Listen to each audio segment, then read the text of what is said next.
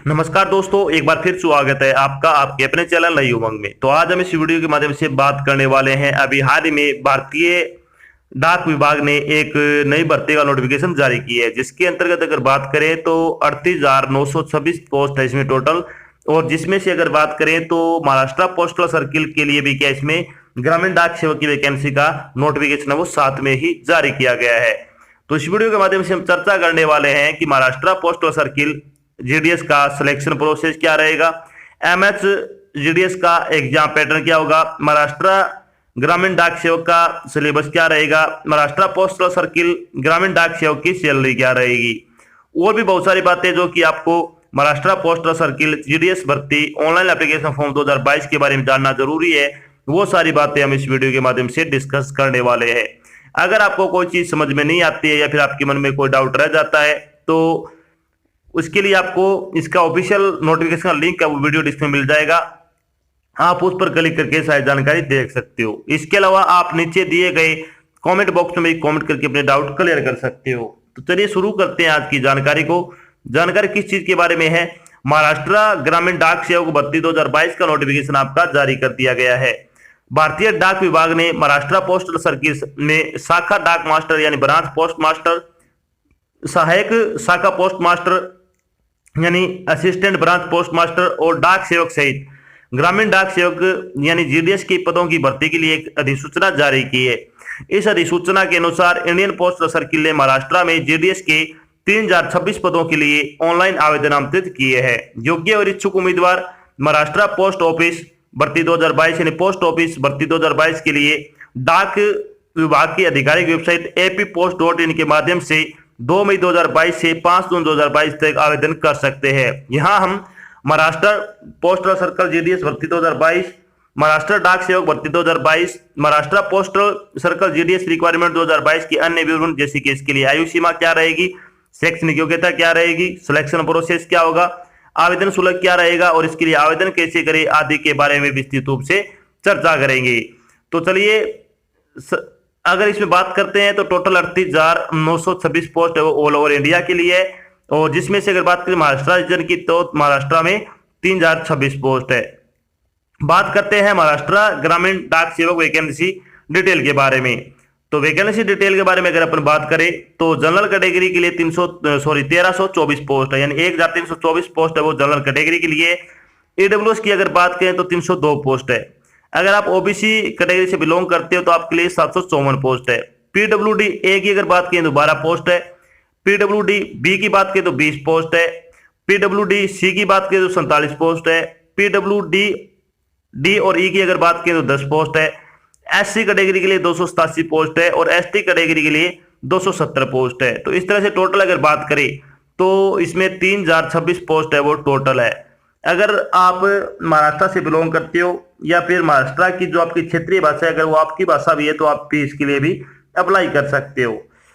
अब बात करते हैं इन पदों के लिए आपकी शैक्षणिक योग्यता क्या होनी चाहिए, यानी एलिजिबिलिटी क्राइटेरिया के बारे में अगर बात करें तो उम्मीदवार को किसी मान्यता प्राप्त शिक्षा बोर्ड से 10वीं कक्षा पास होना चाहिए। साथ में आपको कंप्यूटर चलाने का ज्ञान होना चाहिए, यानी कंप्यूटर पर काम करने का ज्ञान होना चाहिए। और साथ में आपको मराठी या फिर कोंकणी भाषा में बोलने लिखने और समझने का और पढ़ने का ज्ञान होना चाहिए। यानी जो महाराष्ट्र की जो क्षेत्रीय लैंग्वेज है वो कौन सी है, मराठी और कोंकणी। इसमें अगर आपको बोलना लिखना पढ़ना आता है तो आप इसके लिए योग्य हो। उम्मीदवार को साइकिल चलाने का ज्ञान भी होना जरूरी है। तो अगर आपके पास ये 4 चीजें हैं तो आप इसके लिए क्या है अप्लाई कर सकते हो। बात कर लेते हैं एज लिमिट के बारे में। एज लिमिट के बारे में अगर बात करें तो जो उम्मीदवार महाराष्ट्र जीडीएस के लिए अप्लाई करना चाहते हैं उनके लिए कम से कम उम्र है वो 18 वर्ष होनी चाहिए।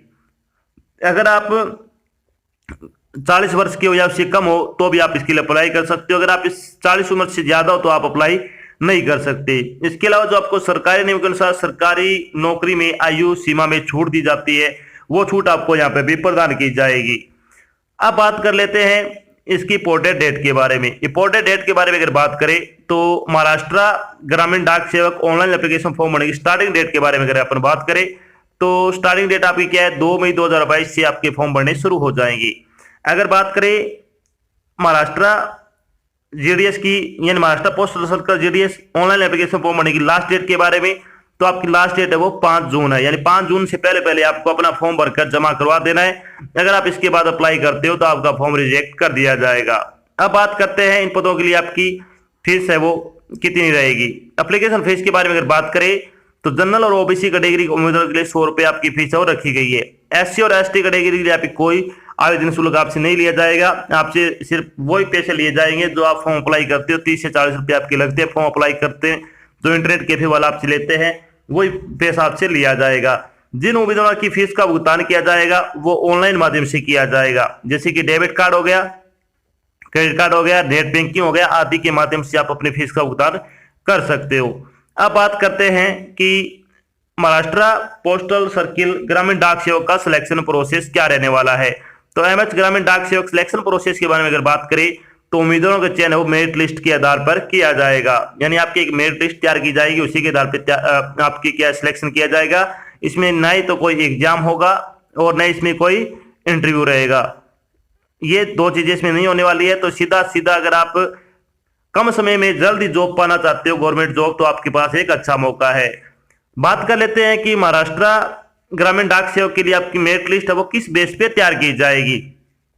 तो आपकी मेरिट लिस्ट किस पे तैयार की जाएगी, आपकी मेरिट लिस्ट है वो 10वीं में प्राप्त अंकों के आधार पर तैयार की जाएगी, यानी 10वीं कक्षा में आपके जितने प्रतिशत अंक है उसी के आधार पर तैयार की जाएगी। अगर आपने इसके अलावा 12वीं कक्षा पास कर रखी हो, ग्रेजुएशन कर रखी हो, पोस्ट ग्रेजुएशन कर रखी हो, या फिर आपने कोई इंजीनियरिंग में डिप्लोमा कर रखा हो, तो उसका बेनिफिट आपको यहाँ पे कोई नहीं मिलने वाला है। कहीं आप ये सोचो कि आपको एक्स्ट्रा अंक मिलेंगे, तो ये इसका बेनिफिट आपको नहीं मिलेगा। सिर्फ और सिर्फ 10वीं कक्षा के जो प्रतिशत है उसी के आधार पे आपकी एक मेरिट लिस्ट तैयार की जाएगी। उसके बाद आपका रिजल्ट जारी किया जाएगा, उसके बाद आपको डॉक्यूमेंट वेरिफिकेशन में बुलाया जाएगा और उसके बाद आपको सिलेक्शन यानी ज्वाइनिंग है वो दे दी जाएगी। अब बात कर लेते हैं कि महाराष्ट्र ग्रामीण डाक सेवक की जो एक्सपेक्टेड कट ऑफ है वो क्या जा सकती है, यानी एक आपके अनुमान बताए जा रहे हैं पिछले वर्षों के आधार पर। तो अगर आप जनरल कैटेगरी से बिलोंग करते हैं और आपके 10वीं कक्षा में 88% से लेकर 92% अंक है, तो आपका इसमें आसानी से सिलेक्शन है वो हो जाएगा।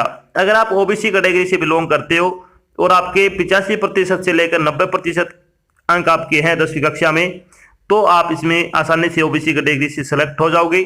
एसटी कैटेगरी से अगर आप बिलोंग करते हो तो आपके 75% से लेकर 80% अंक है अगर आपके 10वीं कक्षा में, तो आपका एससी कैटेगरी से सिलेक्शन हो जाएगा।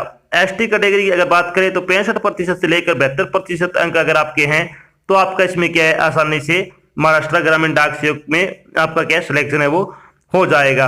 अगर आपके प्रतिशत कम भी है तो भी आपको अप्लाई करना है, अप्लाई सभी कर सकते हैं, इसमें कोई पता नहीं चलता है कि इसमें मेरिट क्या जाएगी। ये तो सिर्फ एक महज अनुमान है जो आपको पिछले वर्षों के आधार पर बताए गए हैं। बात कर लेते हैं कि इसमें आपको इंपॉर्टेंट डॉक्यूमेंट क्या क्या लगाने हैं, यानी इंपॉर्टेंट डॉक्यूमेंट की अगर बात करें जब फॉर्म भरोगे तो वो क्या क्या लगाने हैं आपको, इसकी अगर बात करें तो इसमें आपका एक लेटेस्ट फोटो, आपके सिग्नेचर, 10वीं कक्षा की marksheet, computer certificate, caste certificate, date of birth certificate और कम्युनिटी सर्टिफिकेट, ये चीजें तो लगानी लगानी है। इसके अलावा आपकी दो इंपॉर्टेंट चीजें हैं, एक तो आपका जो फोन नंबर है जो आप अपने पास रखते हो, और एक आपकी ईमेल आईडी। ये आपको दो इंपॉर्टेंट चीजें ऐसी है जो आपको क्या है बहुत अच्छी रहने वाली है, क्योंकि जब हम फॉर्म भरने जाते हैं तो जो व्यक्ति हमारा फॉर्म अप्लाई करेगा तो वो अपनी ईमेल आईडी वगैरह या फिर फोन नंबर वगैरह डाल देता है।